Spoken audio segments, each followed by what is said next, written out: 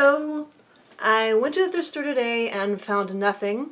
As I've commented to other people, it seems like thrift stores just from October through the new year, just the interesting stuff in them disappears. I'm not sure if it's just the stuff that's interesting to me disappears or if it's in general that thrift stores just get less interesting around the holidays. But I have been sewing. The first thing to talk about is that I finished this.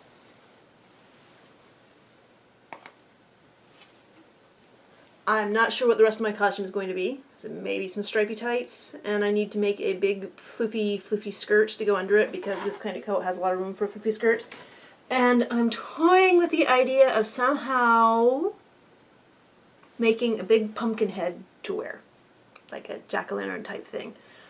And then maybe I will freak out the kids. Usually the kids freak out themselves by me just sitting on the porch, and then usually the older kids especially will stand outside and say, "That's the statue gonna come alive and scare me," and they never comes up. But this year I might give in to the temptation to actually look uncanny valley pumpkin person thing, maybe, or I'll just put on my big curly red long auburn wig and just be autumn. And I have the materials for making a Nyan Cat for the kiddo. I went through all my stuff, and I think that I can cobble it together from this, with the body be like a Pop-Tart on the front with the rainbow on the back, and then rainbow, this stuff made into a rainbow cape, and then rainbow stuff around the legs. And then the kiddo actually came up with the idea of sleeves made out of a star print. I have this print.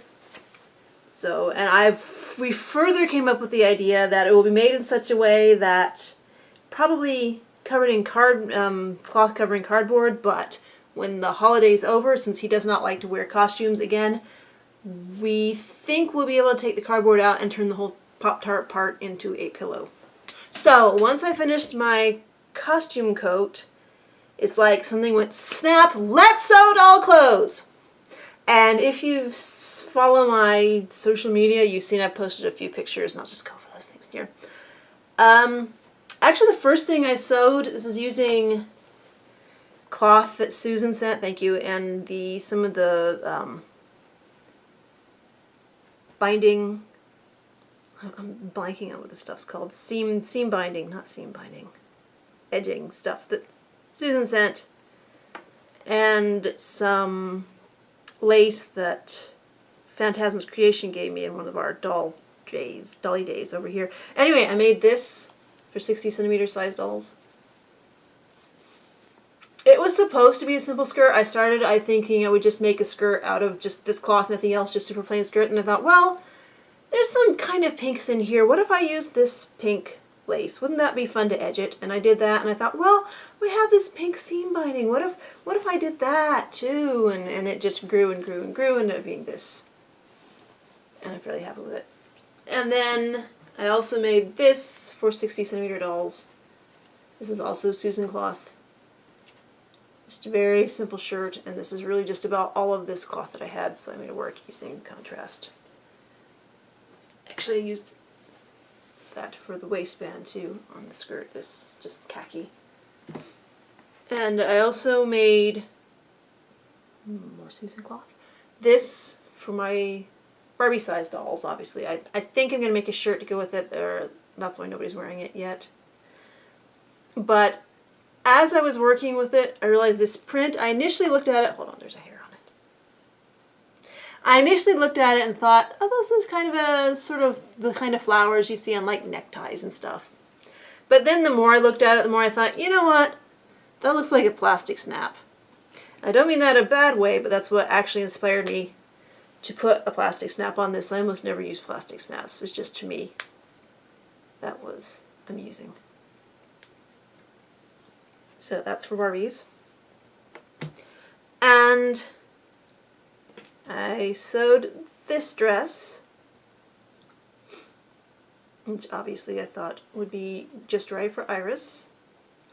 Now this dress and everything else I sewed, like I sewed these on like Thursday and Friday, but then Saturday I sat down, I pulled out this little stack of doll clothes that I'd cut out to sew back years ago when I was still doing Etsy. And I just never got around to sewing these doll dresses. So on Saturday, well, there were some other doll things that I'd cut out on Friday and was prepared to sew them Saturday, but then Saturday sat down and basically I sewed a lot on Saturday and Sunday, the weekend.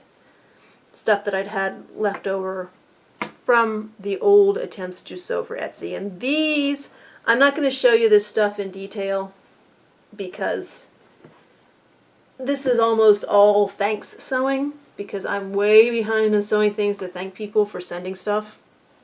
Debbie and Susan and Finn and Michaela Fur and other people to whom I owe doll sewing.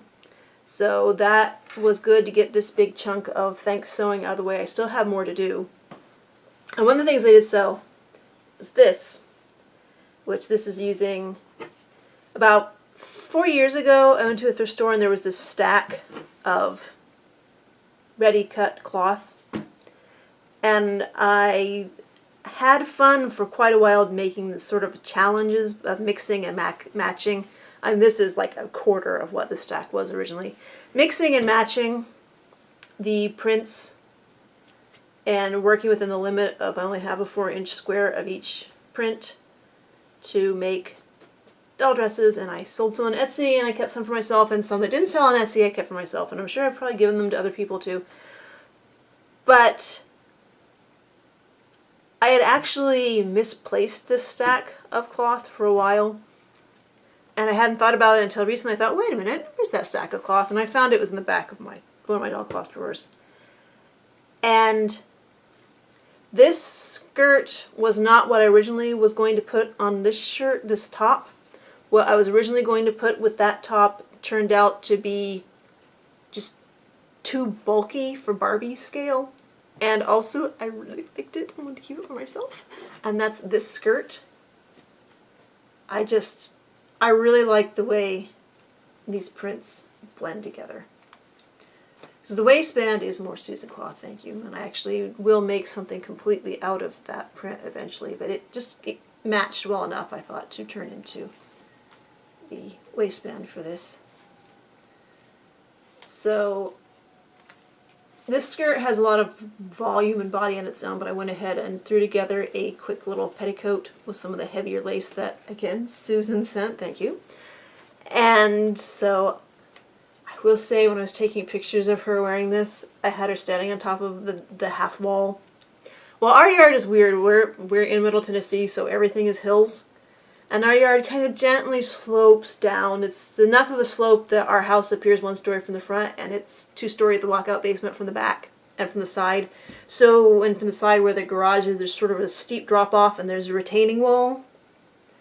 And it's, I mean, up higher up the hill of the driveway, it's just a few inches, and then it goes to a few feet. And then the yard kind of goes up really far, and then the retaining wall is like this. It sticks up maybe 2-3 feet on the front. Of course, there's a hill, so like it's maybe 4 feet on one edge and 2 feet on the other edge. But on the other side, it's like 8 feet down. And I've posed dolls up there all the time, but it was windy, and her shoes are a little big. So I got one picture of her standing, and I got one picture of her feet kind of lifting up off of the brick wall, and then she just fell. Now there's a car parked down there, so she kind of bounced off the top of the car. And it did scrape her face paint just a little. I mean, it's amazing how little it scraped her face paint. Her wig fell off and rolled into the car. But it did scrape a big chunk off of her kneecap to the point that there was a piece of gravel stuck in her plastic. Now she's ABS. You see she's standing fine now, and I don't even mess around standing her down, just pop her down and she's standing, but there's no wind. She is ABS, so nothing broke. There's just this huge scrape. And I think I'm going to put a bandage on that, a doll-sized bandage on that eventually, instead of stripping it off and re-blushing her. But all in the name of getting this skirt photographed in natural light, because I like this skirt. and she had an adventure. So sewed that skirt and still had this stack right here is the stuff that I have not gone through and found coordinated pieces, although there are some in here that I think might coordinate to each other, but I haven't decided that they absolutely coordinate. I still have 2 more stacks on the ironing board over there that I do my projects on. I have to move everything when I want to iron, but usually I'm ironing dull stuff, so I need about, 12 inches to iron on. This is just me rambling, I put cardboard, big, long, narrow pieces of cardboard on top of the ironing board to turn it into a work surface that I can stand at, and I just work better cutting things out when I'm standing. Anyway, so there's stacks and stacks of cloth, mostly Susan cloth still because I want to sew with it, on the ironing board, and including 2 stacks of cloth from here that coordinate with other cloth that coordinate, because I want to make more things from these stacks of cloth, not just for my dolls, but not just for thanks dolls, but I'm actually thinking of maybe trying to start selling doll clothes again. Maybe. I know it's actually a really bad time because the holidays are coming up, so maybe I'll just sew and sew and sew and stockpile stuff and try selling it after people have had a chance to recover from the holidays. I'm not sure yet. But there was another stack, a 3rd stack of coordinated stuff that I decided I would try to make into a skirt like this, only an SD size. Now, obviously, this was, I think, 8 different print 4-inch squares that I cut each into 4 pieces, and it's, as you can see, it makes a fairly short skirt on an MSD size doll. So I knew if I was going to make something for an SD size doll, I would need to use a lot more than 8. And the coordinates that I picked out from my stack of cloth, I think I had 6. So I went through the rest of my cloth, including stuff that Susan sent, including stuff I've had forever, and pulled out like 5 more. Maybe 6. Anyway, to the point where I end up cutting 40 squares and also putting strips between each one to make the skirt about knee length on an SD.